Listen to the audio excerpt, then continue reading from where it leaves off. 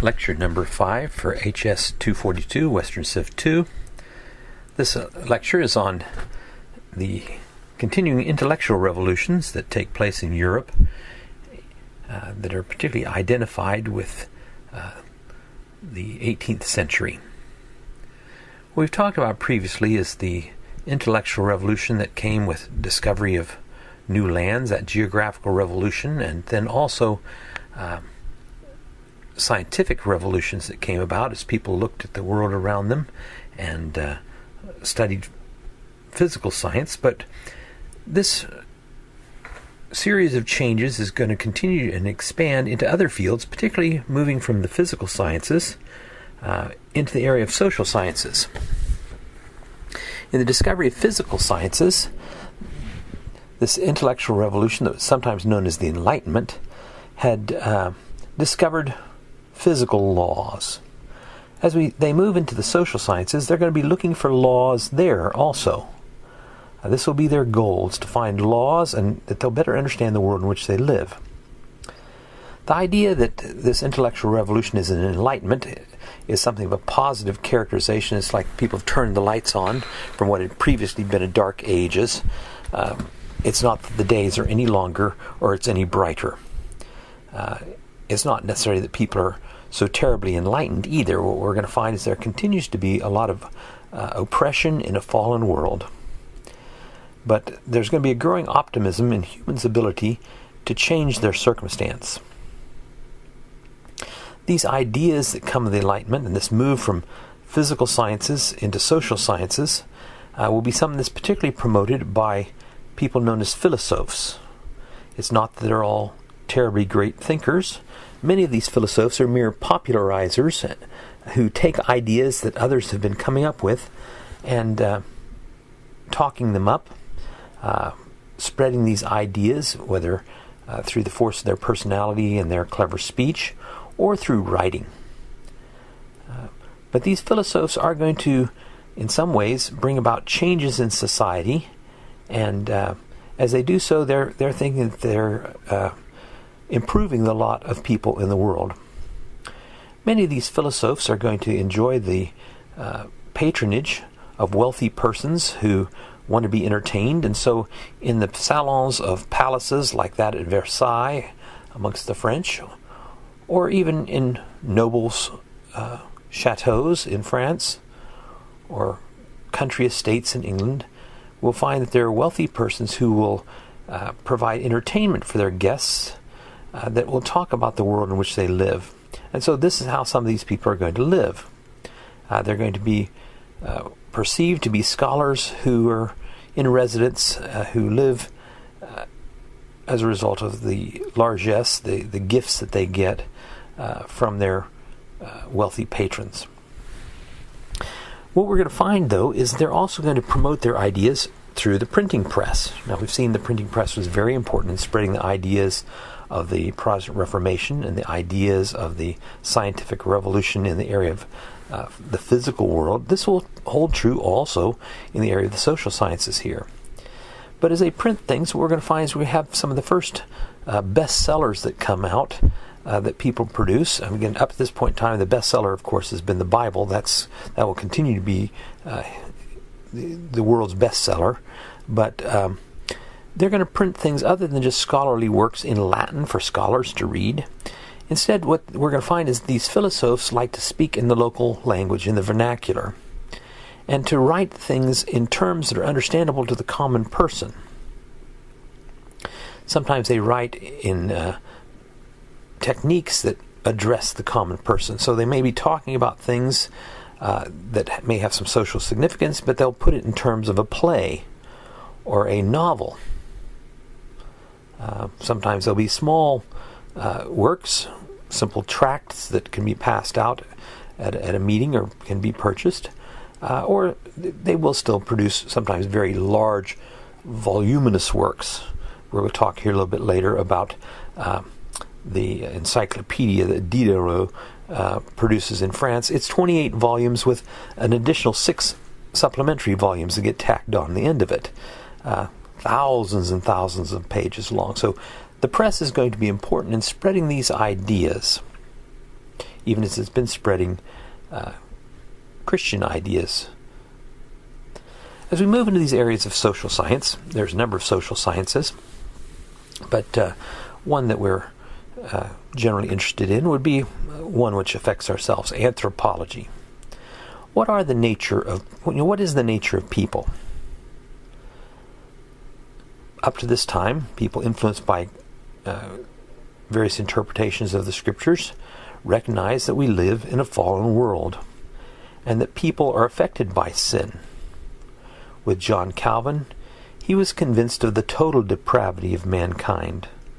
So generally, as we come into the 18th century, what we're going to find is that from the church there's a negative view of mankind. People are sinners, and they're capable of doing all kinds of dreadful things to each other. And we need God's blessing of His Spirit within us to be transformed, to be changed. So, oftentimes people had something of a negative view of other people. In England, one of those scholars who's patronized by a wealthy nobleman is John Locke. This is the same John Locke who had written 2 treatises on government, which we talked about before, which had affirmed that the English could overthrow a king and establish a new king. His ideas about the nature of government are very, very important. We'll come back to talk about this here later. John Locke is very influential in Western philosophy, and particularly that embraced by English-speaking people. But in the year 1690, he wrote an essay concerning human understanding. And as he examined people, he sees people as being fairly positive in nature, and this is certainly going to challenge something of the widely spread view of man's depravity. He basically believed that when people are born, that they're born equal. That maybe sounds familiar to you. He's going to be the one behind the idea that there are inalienable rights, that people are born equal. The work that he has on his essay on human understanding espouses the idea that people are born with a tabula rasa. That is, they're born with a blank slate. On that slate of our lives, experience helps produce what's written there. So we're shaped by our experience. This will be something that is assumed by behavioralists as we think about later psychological discussions. But he's rather optimistic. He believes that people are shaped by their experiences. And again, I don't know who wouldn't agree to something of that today.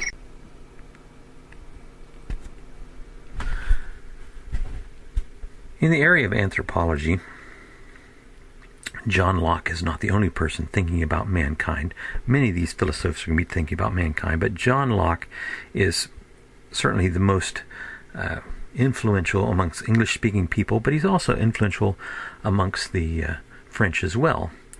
The very famous philosophe Voltaire is going to be very much influenced by John Locke's thinking and by the example that he sees in England as he's going to be there living in exile. But we'll come and talk about Voltaire a little bit later.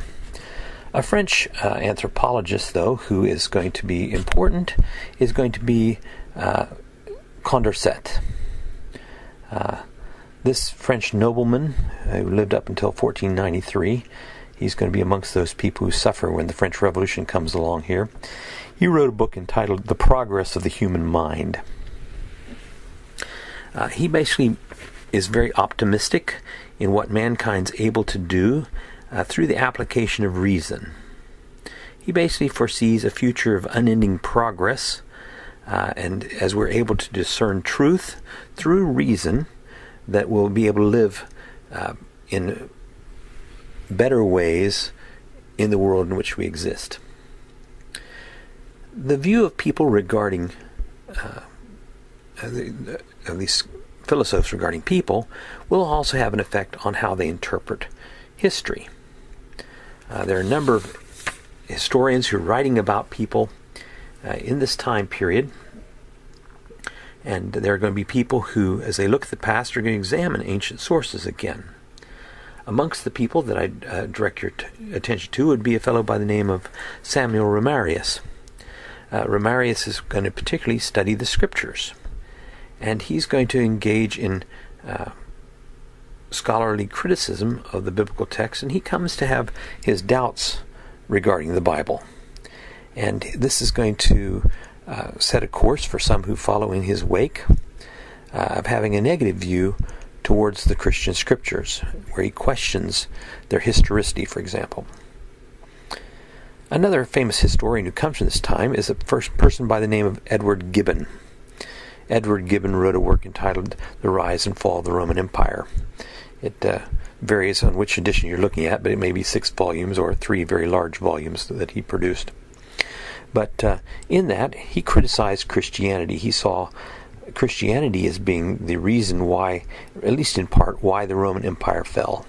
Because people were busy, occupied with spiritual matters rather than dealing with physical matters here on earth. And so his interpretation of history is going to be affected by his negative attitude towards Christianity. And we're going to find that history writing, individuals' philosophical presuppositions, religious convictions are always going to have some influence in their interpretation of the past. In the area of political science, John Locke comes to be very influential, and this is going to be an area as we move on to look at political revolutions coming up here in a couple of lectures. We're going to find that these ideas that they have legs, and as people put them into practice, it's going to change the political scene in Europe. And it continues to have an influence on political thinking in our day. John Locke is very much behind American political thinking, even though he lived back there from the 1600s up until 1704. In his work on 2 treatises on government, he believes that government develops as people agree to live under governments. It's something that it can change. Now, this is very different from the old ideas that some Christians had that a government was a divine idea and that kings ruled because God had established them in power. His ideas, John Locke's ideas on government, will eventually find root in, they're going to sprout and grow in other people's writings, but they're going to get a whole lot of what they have to say based upon John Locke. One of the individuals who is inspired by John Locke is Marie Arouet. We know him more commonly as Voltaire. He lives from 1694 up until 1778. In his lifetime, he's going to write more than 70 books. He's going to be a best-selling author of his day who sells hundreds of thousands of volumes along the way. And he's going to be a person who's much desired to provide entertainment in the salons of certain nobles' homes, but he's a person whose wit will get him into trouble. There'll be times when he's exiled from France and seen to be something of a iconoclast. And so he'll spend time exiled in England and exiled in Switzerland and other places because of the ideas that he has and that he promotes. He questioned many things. Perhaps one of his more famous entertaining works is one entitled Candide. Candide is basically a simpleton who follows the party line that this is the best of all possible worlds, but yet it's one in which there's all kinds of evils and problems that existed. And certainly what we're going to find is that Voltaire did challenge the ideas that existed, and he challenged the governments that existed in his day. Now, like many of these other philosophers, he's not necessarily going to be a person who's out espousing democracy. He's going to come off with something of a superior air, but he wants to see changes in society, and he sees religion as part of the problem. He sees priests as exploiting people in society and promoting superstition, promoting intolerance, and even persecution. One of the things that he did in his writings was to vindicate a man who'd been executed because he was a Huguenot, a Protestant who was suspected of the murder of his son. a man by the name of Jean Calais. And what Voltaire determined was that the son had committed suicide, and eventually he's able to force certain justices to admit that there had been a miscarriage of justice, as this man had been executed for the death of his son. But he's no lover of the church. He's no lover of monarchies. An interesting quote that's attributed to him is he looks forward to when the last king is strangled with the guts of the last priest. Now, while he is certainly, we're going to find, hostile to Christianity, established Christianity, and the Catholic Church in particular, he nonetheless, while he doesn't embrace a whole lot of religion, he sees religion as something that helps to provide ethical constraints on the masses who he doesn't trust. And so he sees Christianity as helping to maintain society, and it should constrain others, but he's not particularly constrained by it himself.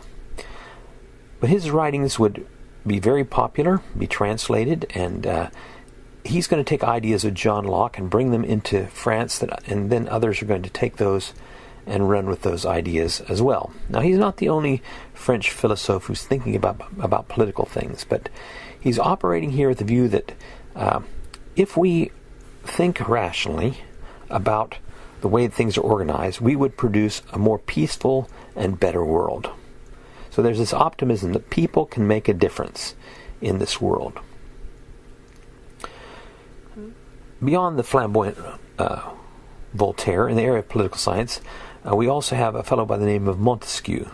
Montesquieu lives from 1689 until 1755, and he's going to be very influential in shaping the political thinking here in America. Just like we are going to see that John Locke influences words that are in the Declaration of Independence. He doesn't quite say life, liberty, and the pursuit of happiness, but John Locke believed in life, liberty, and the ownership of property. Montesquieu, his contribution that's particularly seen in American governments is going to be in the separation of powers. This French nobleman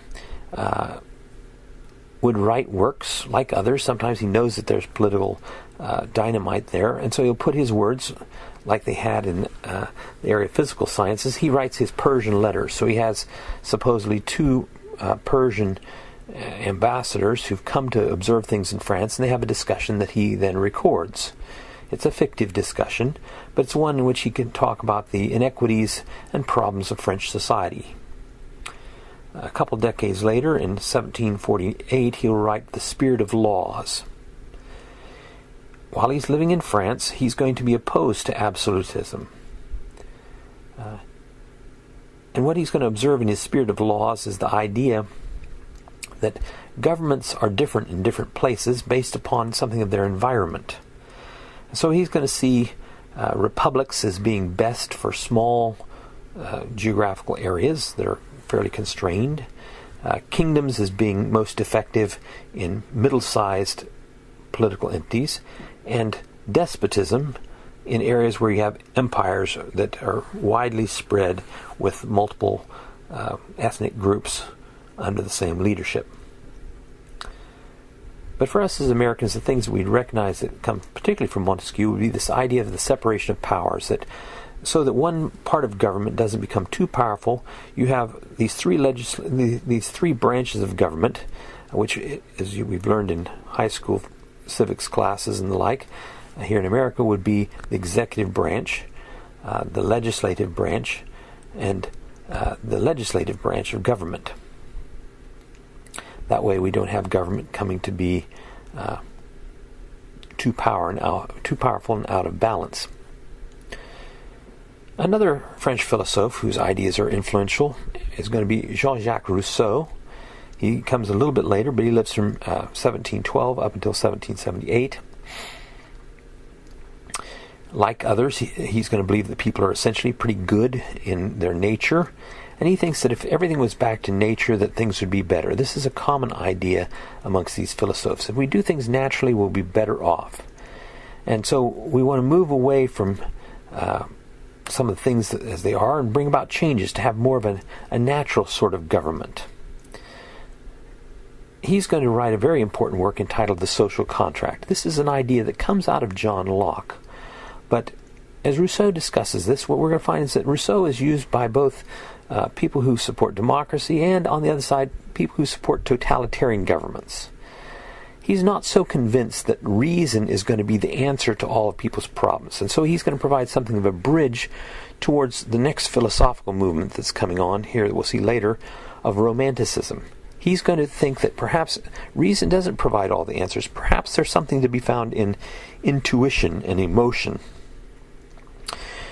Within his idea of the social contract, this book, The Social Contract from 1762, he's going to advocate, like Locke, the idea that governments can come and go and people who aren't being served by government can overthrow government. But government is established by the people, and so he's going to be a champion of democracy. But those people then determine what the laws should be. So what the majority says becomes the general will. But what happens if you're part of a minority who doesn't agree with the general will? Well, to be truly free, he believes you're in agreement with the general will. So if you're a dissenter, you need to learn to get on board with everybody else, with the majority. Otherwise, he doesn't particularly protect individualism and individual freedoms. You're truly free when you're one with the general will. So we're going to find that both totalitarians and Democrats are going to find value here within the political writings of Jean-Jacques Rousseau. These writings of Montesquieu and Rousseau and Locke will be seen to have legs when we see the political revolutions that come up in a subsequent lecture. As we move from political science, another area that's very political these days, we move into the area of economics. In France, François Quesnay was a fellow who decided that mercantilism wasn't helping, where government was terribly involved in controlling commodities and imports and exports, trying to maintain control of their slice of the pie. This idea that the economy is only so big was widely spread, and he's going to come up with the idea that, hey, we want to have a natural economy. And so we want to leave the economy alone. In French, this word to leave alone is laisser-faire, to leave things to be. Leave them as they are, not to interfere. And this is going to be an idea that's particularly picked up by the Scottish economist Adam Smith in his work on the Wealth of Nations, which came out in 1776. What he's going to observe is that people are motivated by their self-interest. So he's not particularly going to say that people are all noble, but he recognizes that people are selfish. And so he's going to work with that. Given that presumption that people are motivated by their own self-interest, it's hard to fight against that. People want to have the best prices. They want to have the best goods for the best price. And so as he looks for laws here in this area of economics, he's going to come up with a law of prices. Prices are affected by the two factors of supply and demand. When you have a large supply, then the prices are going to go down. When you have a greater demand, the prices go up. When the demand diminishes, then the price goes down. This would be a natural situation of economics. And so, moving along with François Quesnay, he's going to advocate free trade. Government's going to stay out of business and you get the best price for the best deal, and he believes that everybody ultimately is going to be better off for having done that. If everyone pursues their own personal interests, things will work out. His ideas here are going to open the door to a economic theory that many people in America embrace called capitalism. So this is going to be a idea that's going to particularly drive American entrepreneurship for decades yet to come. So Americans are very influenced by Adam Smith when it comes to economics. Something that he did come up with, however, was the labor theory of value. And this will be something that will be latched onto by Karl Marx, who is an ardent opponent of capitalism.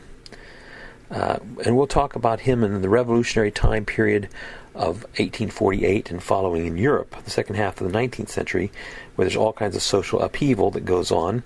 he's going to latch on to Adam Smith regarding the labor theory of value. That is, that value is created by the labor that you invest in it. Now,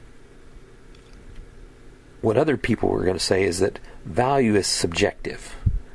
That is, that you determine what something's worth.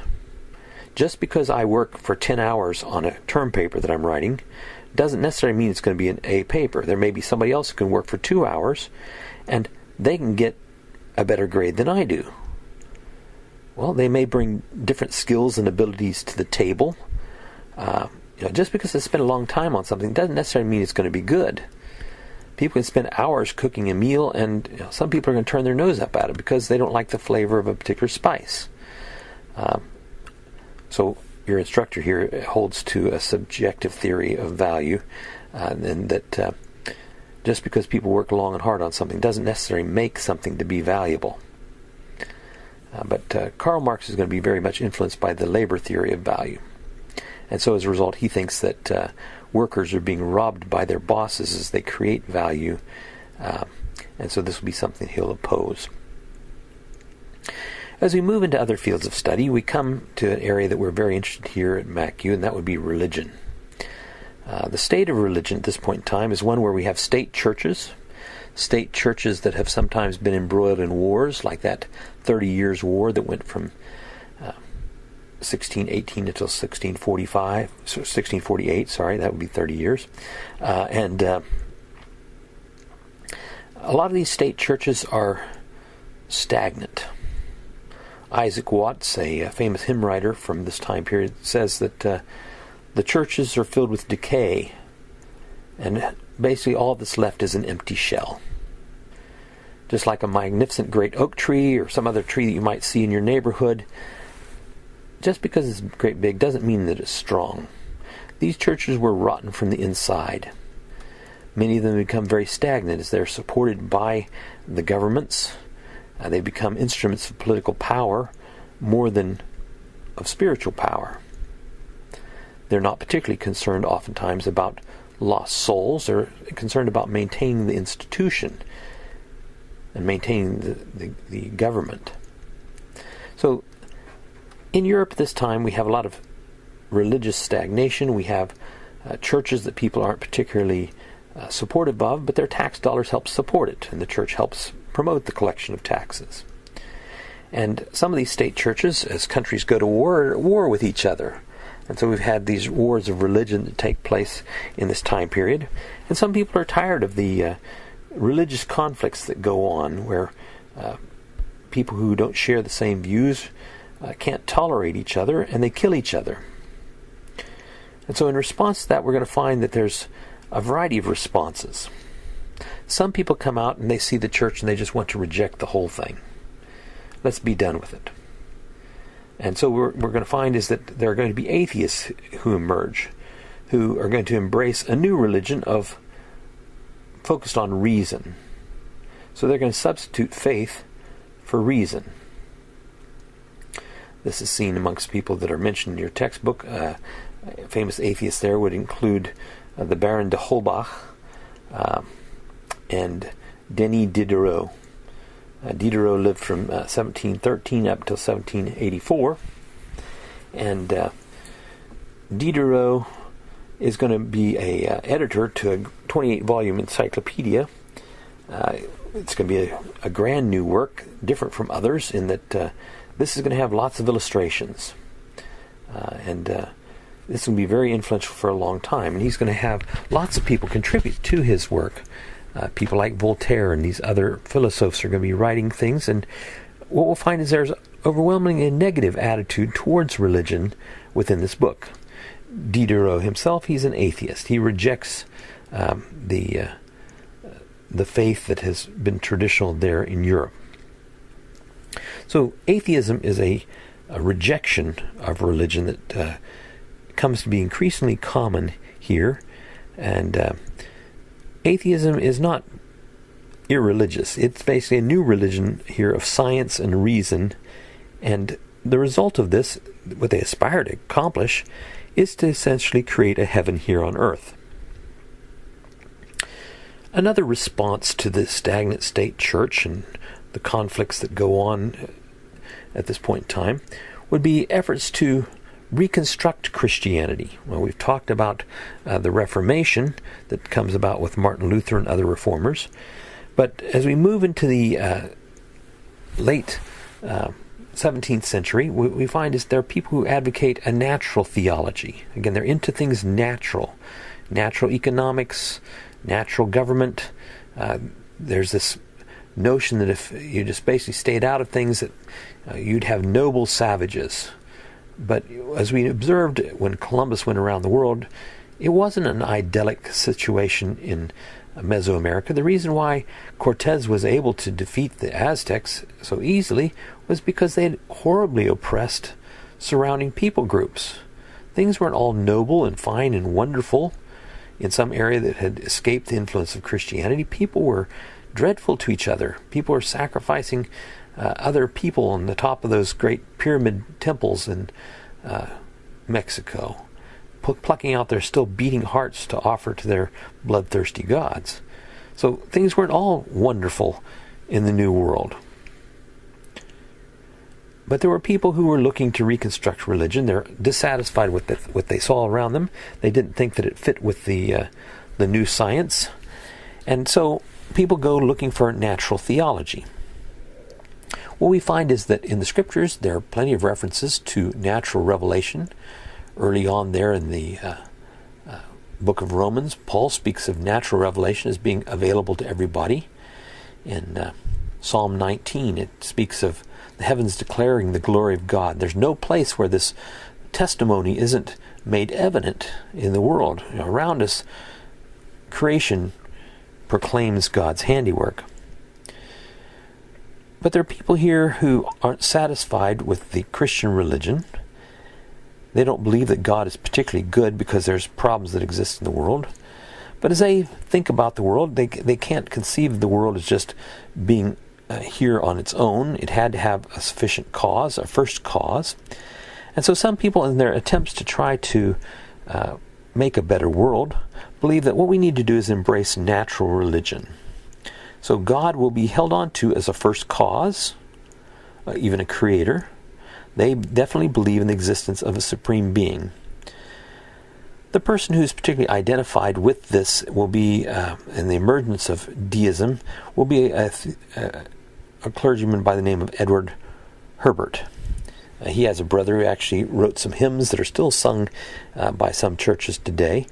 But Edward Herbert believed that there was a supreme being, and that people are obligated to worship that supreme being. In this world, he thought that there was value to virtue. There was such a thing as goodness, and people should be encouraged to be good. Because in the future, there was going to be judgment by the supreme being. In view of people's failures, people need to repent. So, influenced by people like Isaac Newton, they believe that God has created the world, but that He's a great clockmaker. He's wound up this machine that He's made, and now He stands apart from it. He doesn't intervene. He created those laws, and those laws are at work. And like the Stoics of ancient Roman times, we need to be in harmony with those laws. And we should be in harmony with each other. That's the way we're supposed to work together. But he doesn't believe that God's going to intervene in time. And those people who follow Edward Herbert are going to take that to places sometimes where he wouldn't have gone. As they believe that God created the world, they aren't going to believe that God would do any miracles. That would be intervening and messing with the mechanism. God certainly wouldn't send His Son into the world. So their thought is that God has made the world, but now He stands apart from His creation, and that He'll hold us accountable when things run their course. Amongst other deists, we find people that I mentioned, like Voltaire. He's something of a deist. He doesn't come right out as an atheist. He's certainly not a supporter of the state church, but he thought that people should recognize that there is a God, and he thought that that fear of judgment would help to constrain people. An American philosopher would include people like Benjamin Franklin. He's going to have opportunities to travel to Europe, but he's going to have influence in the shaping of the American political scene. Another couple people who I would put in the category of being deists would be people like Thomas Jefferson and George Washington. So they do talk about God at times, but they don't embrace the Bible as being revelation from God. Deists don't believe that God would reveal himself to mankind in words.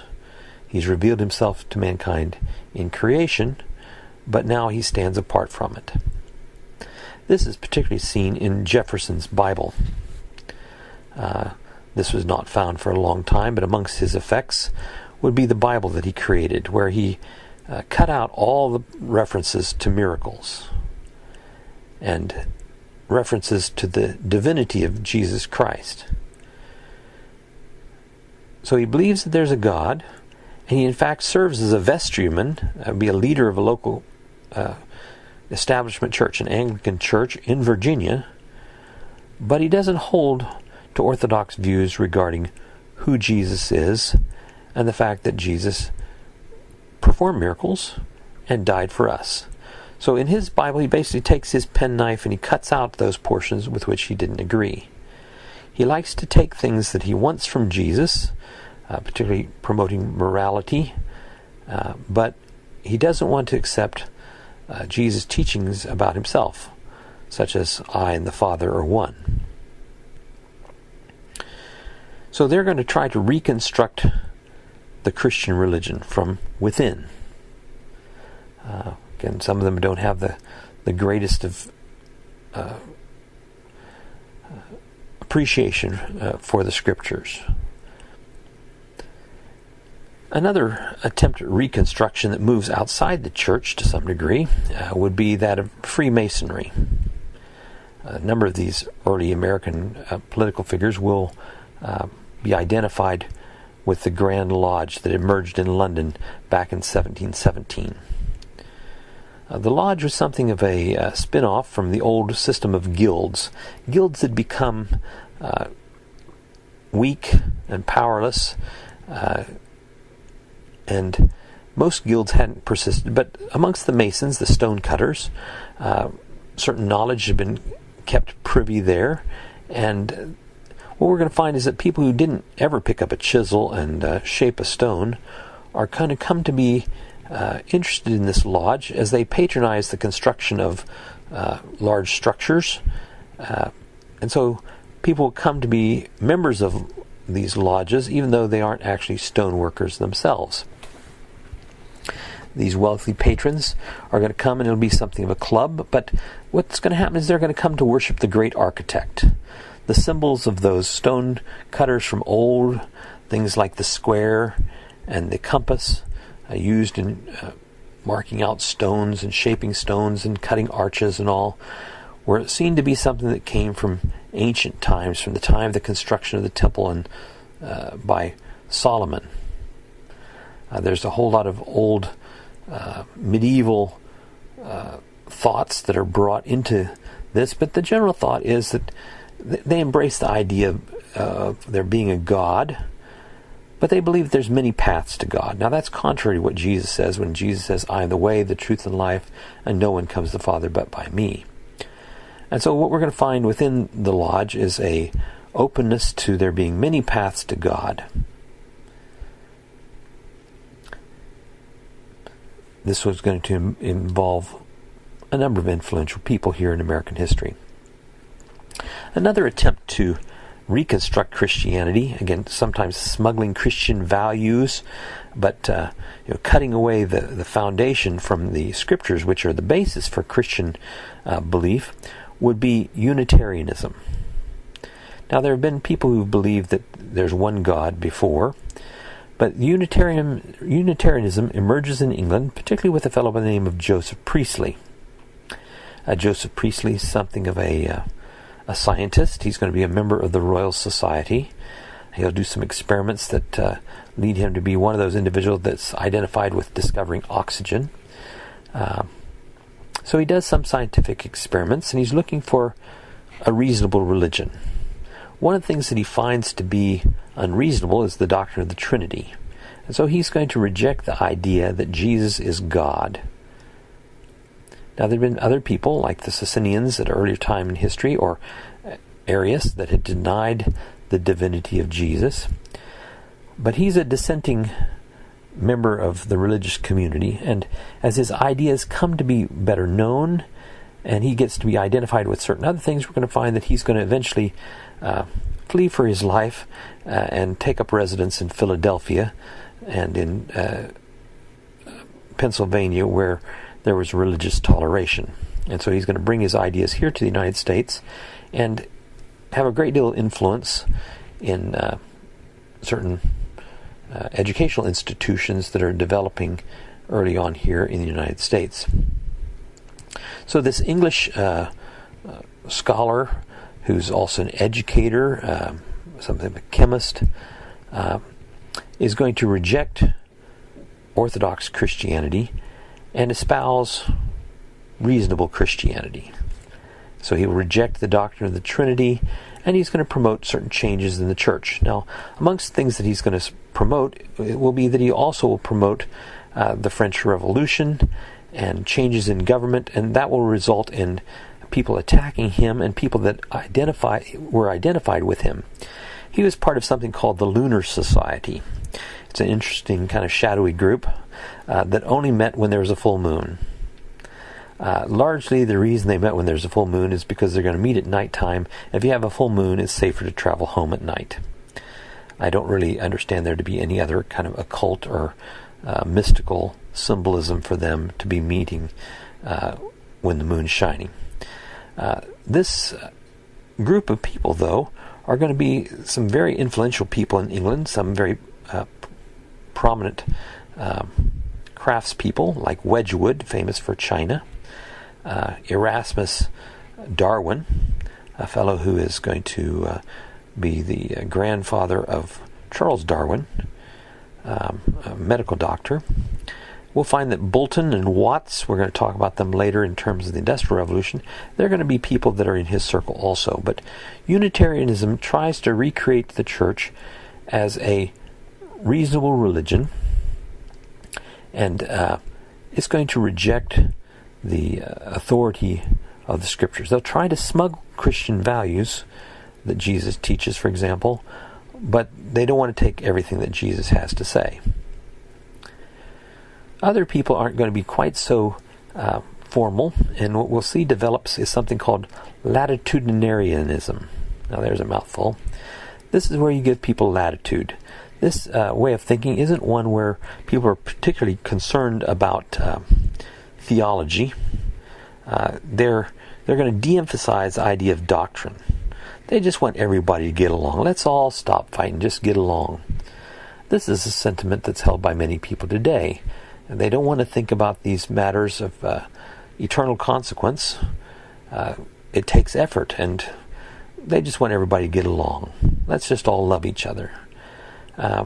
Certainly, the unity of the church is important, and the devil has restricted the efficacy of the church and its witness by some of the battles that go on, and particularly the way that some people hold disputes without any kind of grace in the process. Hopefully, something that you're learning along the way is how to disagree agreeably, to be gracious even when people hold views that are diametrically opposed to your own. This doesn't mean that you just roll over and just say, oh, everybody's okay, but you learn how to be civil. You don't engage in ad hominem attacks where you basically say, well, anybody who holds something like that's an ignoramus, some sort of fool. Well, you're calling a person a fool. You're not really dealing with their argument. You argue on the merits of the arguments, not based upon personal attacks and slander. Those don't convince anybody, or they shouldn't convince anybody of anything, but that's what so often happens in a fallen world. The latitudinarians are going to be people who basically are tired of this squabbling that goes on, and they're going to just sort of generally culturally embrace Christianity, but they're not going to squabble about things. They don't want to really think about this too terribly much. And what we're going to find is that's widely spread even today in the church. The last area here of trying to reconstruct and rebuild a Christianity outside of orthodoxy would come in the area of the beginnings of what we know as liberal theology. We'd mentioned Gotthold Lessing earlier. He was a fellow who was the son of a Lutheran minister, and he's going to write a book entitled Nathan the Wise. It's a novel, but in this he's going to explore certain ideas along the way. And Gotthold Lessing is going to be seen by some as being the father of modern theology, where he's going to separate faith and reason. He's feeling challenged by the new science, whether it's the physical sciences or the social sciences, because it's coming up with answers that were different from the traditional answers from within the church. And he's not constrained by the ideas of that had come out of France at an earlier time there, where the thought was that faith and reason could be kept together. This is what Pascal had particularly promoted. He basically is saying, well, I can't reconcile faith and reason, so they must be separate things. So what he does is he has religious truth and other truth. So religious truth is sort of upstairs, and other truth is downstairs. And something can be religiously true without being historically true. So it doesn't matter if the Bible has issues that I can't resolve historically. He basically defends the faith by moving it into a different category. A person who is seen as a champion by many of the Enlightenment would be a German philosopher by the name of Immanuel Kant. In his work, The Critique of Pure Reason, which came out in 1781, he's going to basically argue that religion and ethics are beyond the scope of reason. So he's going to follow Lessing. But he's going to challenge people to dare to think, move beyond traditions and make choices, to be bold. And he separates faith and reason. This is what happens in much liberal theology. So you can say something is religiously true even if it's not true otherwise. So Christianity is moved away from a big T type of truth. And this is where we're going to find a lot of people are going to be wooed into this because they think that they can protect their faith that way. But, this is the question. Is it true or is it not true? Basically, with Lessing here, he thinks that you come to this crisis and you just have to take a leap over this ugly, broad, great trench of not knowing. You take a leap of faith into the dark, because otherwise you're faced with the angst and despair, and so you leap trusting that God's going to catch you. So no longer does he espouse a reasoned faith. This is in a totally different category. So we've seen a number of different responses to Christian expressions that exist in this time period. But alongside of these efforts to rebuild some kind of new Christianity that we saw in deism, in Freemasonry, in Unitarianism, in liberal theology, and latitudinarianism, what we'll find also is that there's going to be finally a great revival, a great awakening. This is going to be something that doesn't just remain in Europe, it's going to spread across the ocean here to the Americas. Some of this comes out of earlier pietistic thoughts that had emerged in Germany, particularly in Germany, coming out of the remnants of the Anabaptist movement. We're going to find influences that are there, which will eventually motivate a German nobleman by the name of Zinzendorf, who's going to embrace German pietism, and particularly from a center known as Herrnhut on his estate, we'll find emerging from there the Moravian Brethren. These German-speaking immigrants to the Americas are going to have a great contribution here, not just in North Carolina, but up in Pennsylvania. But where they move to, first of all, is going to be Georgia. And it's there where these German pietists are going to have an influence on John Wesley, who comes from the Anglican Church. John Wesley, who's going to establish Methodism. John Wesley, together with his younger brother Charles, were younger sons of a huge family whose father had been an Anglican minister, and they'd gone to study at Oxford, and they were serious about their faith, whereas many of the other young affluent men who went to university then may have been theoretically under religious orders, but they were sowing their wild oats. And these two brothers were individuals who were convicted regarding their faith, and so they created the Holy Club at Oxford University.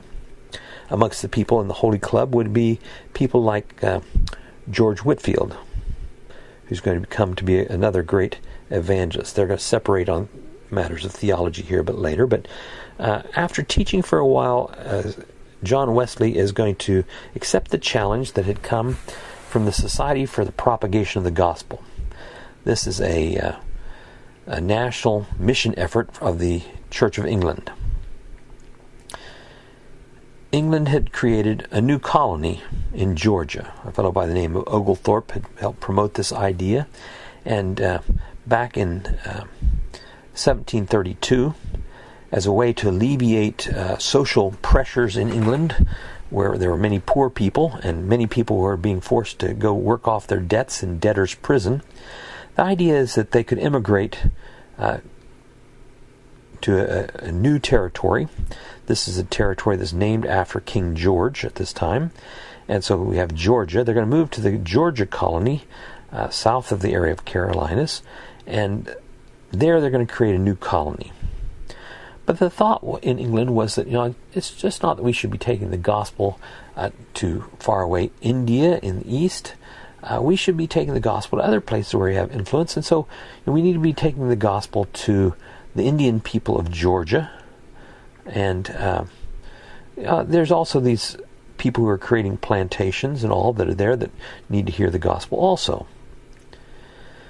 As John and Charles Wesley come there, they're going to land at a location near Fort Pulaski. If you ever are along the Georgia coast, you can see a memorial there by that famous fort that's guarding the harbor there. And as they came here, they didn't have a very good time for their 3 years here in Georgia, in the Americas. They had a lot of frustration.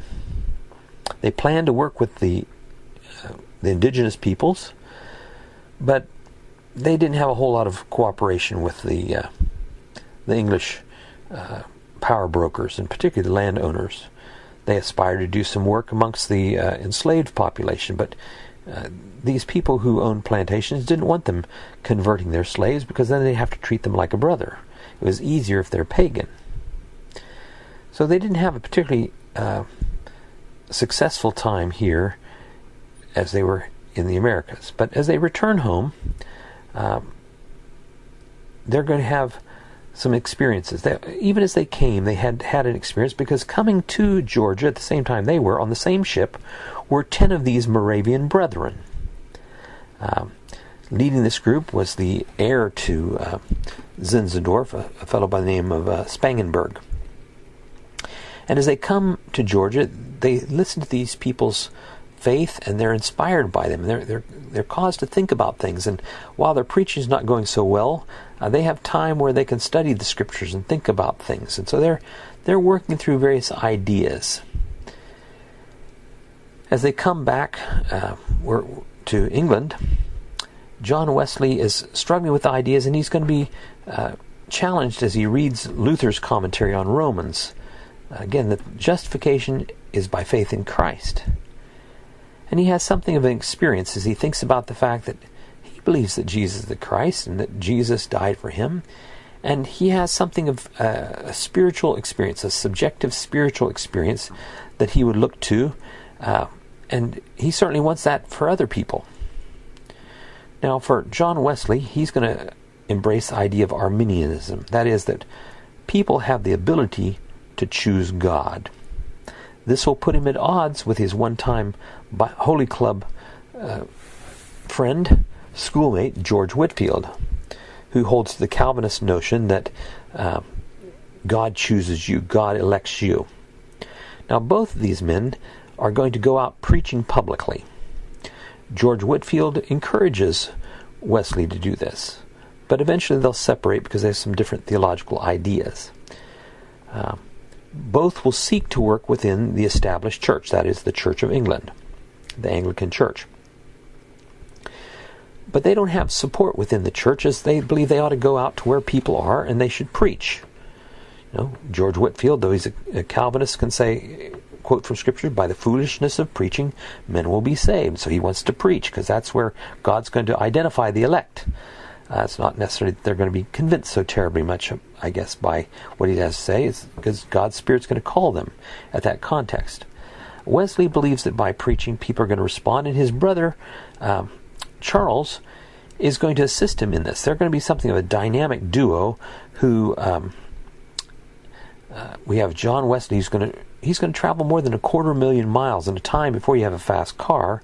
He's traveling around by carriages and horseback to go preaching to people who listen to him. And he's interested in going to people who aren't the social upper crust. He's willing to go down to the lower echelon of society and preach to people if they'll listen to him. And his brother Charles is come to be famous for writing more than 7,000 hymns. Some of these hymns are hymns that your parents certainly would remember if you say, oh, do you know, "Oh, for a Thousand Tongues to Sing," or "Christ the Lord is Risen Today," or even certain Christmas carols. Charles Wesley wrote those. He's going to put the theology of his brother into lyrics that go with memorable tunes that people can remember, even if they're not sophisticated individuals who own a lot of books on theology, who have even the ability, they're not even literate, but yet they can remember their theology because they're taught in song. Those neural pathways bring those words all together. So this dynamic duo is out preaching amongst the lower classes in England, but they're opposed by the upper crust and by the religious establishment. But they don't want to divide the church. They try to operate within the Anglican Church. And so throughout their lifetime, they deliberately will not break with the Anglican Church. But their ideas are going to come to be brought together shortly after they die. What we'll find is that they're going to be identified with a denomination that emerges. We think particularly of the Wesleyan churches, and amongst those, the most prominent would be the Methodists. Their ideas are very much shaped by the preaching of John Wesley. They're going to be Arminian in their view of people and their capacity to respond to the gospel. They're going to engage in revival preaching that will be brought over here to the United States for both this first Great Awakening and then a second Great Awakening about 50 years later. So there's going to be itinerant preachers who come and they're going to preach around. Now their friend, classmate George Whitefield, he's a couple years younger. He held to a Calvinistic theology, but he's going to be the one who starts out with these open-air meetings, and he's going to come here to the United States 7 different times. He'll cross the Atlantic to preach in this area. He'll actually come down into southern Virginia, reaching towards where we're at here in Elizabeth City. And large crowds of people are going to respond to him in his message, and this is going to set a pattern for things that are going to come in the future. There'll be other preachers that come along here in America, particularly influential, will be Jonathan Edwards, who's going to be, through his writings, extend his preaching. He's a contemporary here with John Wesley. Actually, they're born the same year, and he doesn't live quite as long as Wesley does. Wesley has a long life. But these are going to be people who promote a new interest in religion. As the religion becomes more vibrant, as they put arms and legs on their faith, they're concerned about loving others, and it's something that operates outside the state church. Methodism is not the state church in England, and it's not the state church here in the Americas. These people are dissenters. And later on, when we see the coming of the American Revolution, we'll find that the Methodists will separate as a separate denomination, and they will no longer be associated with the Church of England. So as we've been looking here at these intellectual revolutions in a number of different fields of study, we found that there's been a whole lot of thinking that continues to be shaping people's ideas about things today. Out of this time period, there's a number of positive things that come, where we've seen that there's a move towards promoting greater religious tolerance. It's not that you have to go out and kill somebody who disagrees with you, even though you may disagree very strongly. What we see is that there's a increase of expression of ideas and a valuation given to a person's individual thought, and the fact they ought to be able to express their ideas. Coming out of this time here, we have the idea that government should be for the people, and that people should be able to participate in government. We see a increased opinion regarding the dignity of people. Now, Christianity had always maintained the dignity of people, but here the dignity of the individual. Again, Christianity had said every individual is valuable. They're made in the image of God. They're so valuable that God sent His Son to die for them. But some people seem to have lost track of that along the way and looked down their nose at other people. We're also going to see that there's going to be an optimism. This optimism is going to be something that pervades Western society and helps drive things on. People are pretty confident that things can be made better, and particularly they can use their observational skills to make things better. There can be benefits that come from these kinds of observations and from new technologies. And this is going to help spawn the Industrial Revolution that we'll be talking about here in a later lecture. But there's also some negatives that come out of this, as the people in Europe think that they're superior to other people. And they'll see their technological advantages as proof of that. And so as they engage with other people, this will be a justification that they have, thinking that one ethnic group is better than another ethnic group, and it's appropriate that some people should be enslaved. So there's a whole lot of good things that come out of this time period, but there's also negative things, where people think that they can answer eternal questions effectively without the message of the gospel, when they ignore revelation that God has given to them. I thank you for your attention here today. I trust you have an interesting discussion as you think about what are the most significant things that come out of this time period that we've been reading about in the chapter that you've read and that I've talked about today.